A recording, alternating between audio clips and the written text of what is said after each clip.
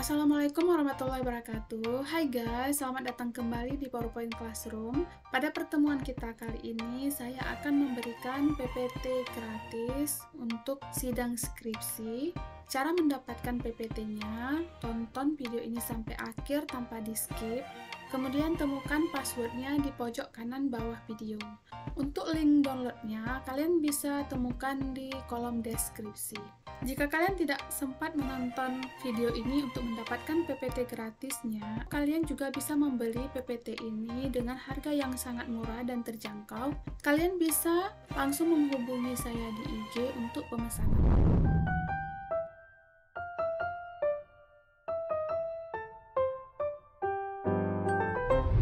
Setelah kalian mendapatkan PPT-nya dan kalian buka, jika ada tulisan Enable Editing di sini, kalian langsung saja klik, kemudian tampilannya akan seperti ini.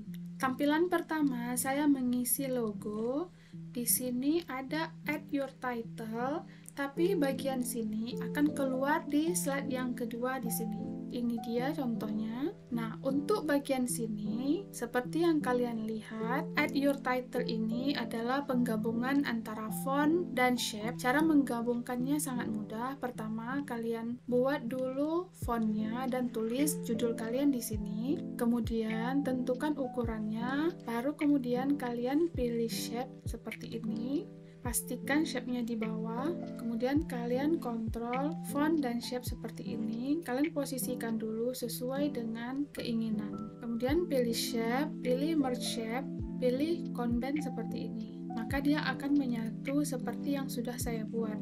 Untuk warnanya, kalian bisa ganti warna sesuai dengan selera di shape fill. Misalnya seperti ini. Di sini saya mengisi gambar ilustrasi yang saya buat sendiri dengan menggunakan Bing Image Creator. Kemudian untuk bagian yang lainnya ini semuanya adalah shape. Untuk gambar di sini saya mengambilnya di picture, di insert picture. Kalian bisa pilih di online picture atau di this device yang sudah kalian simpan di PC atau laptop kalian.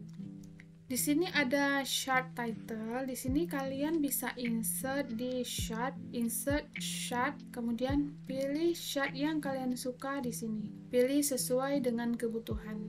Sekarang kita akan melihat hasilnya.